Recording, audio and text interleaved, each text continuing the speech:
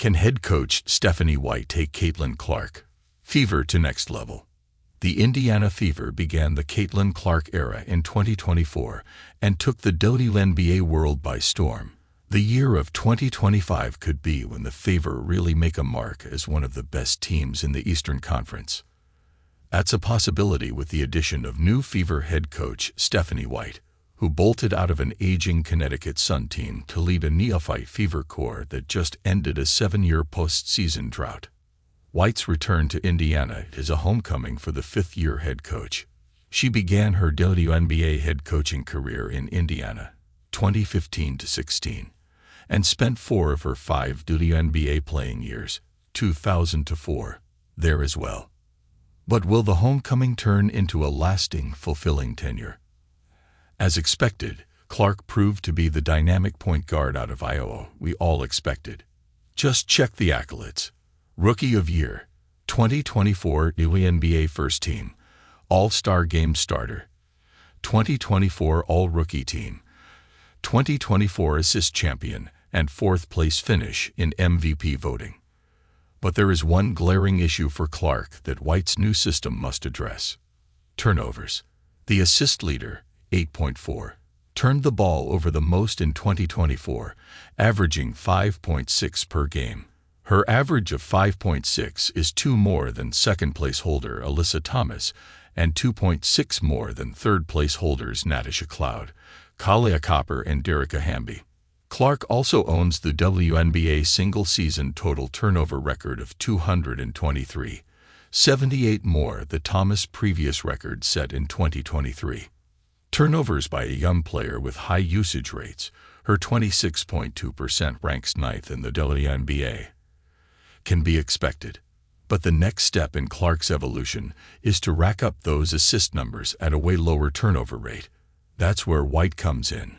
A goal for White could be to implement a system that doesn't totally abandon the Fever's high-paced offense while keeping turnover numbers down for the star guard. Forward Nelissa Smith began her WNBA career in 2022 and quickly looked primed to be one of the league's brightest youngsters. Her ascension continued in 2023, when her points per game ballooned from 13.5 to 15.5.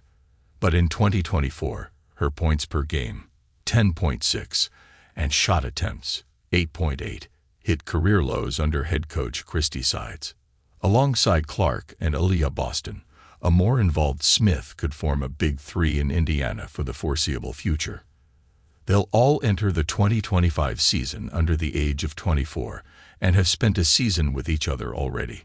The two forwards, Boston and Smith, don't space the floor, but Clark's range, gravity, and playmaking generates opportunities for the bigs on each possession. That should be a focus for White in 2025. However, Smith's involvement in the offense hinges greatly on Kelsey Mitchell's decision this offseason. The 28-year-old Mitchell, who averaged career highs in points, 19.2, and field goal percentage, 46.8, in her 7th season in Indiana, is an unrestricted free agent. A departure for Mitchell, who played in her second All-Star game in 2024, makes White's youth movement in Indiana a more seamless move. If Mitchell stays, Smith may never got her chance at being a second or third option with the Fever. And showcasing offensive talents is crucial for Smith, who is due for unrestricted free agency at the end of the 2025 season. The 2024 Fever were never mentioned much, if at all, for their defensive prowess. The defensive-minded White enters Indiana being known for leading a physical, bruising Sun team that won its games on that side of the floor. This is an easy marriage for both parties. Even with the countless offensive possibilities for the Fever, defense has to be at the top of the list. The Fever won't have willing defenders like all-world defender Thomas, most improved player Dejanai Carrington, or 2021 all-defense second-team selection Brianna Jones, but they'll have a new coach ready to emphasize that defense will be just as important as offense. And quite frankly, the chances are White won't have the 2025 Fever perform worse than the 2024 team did under Sides. In 2024, the Fever ranked second worst in opponents' points per game, 87.7, and defensive rating, 107.5.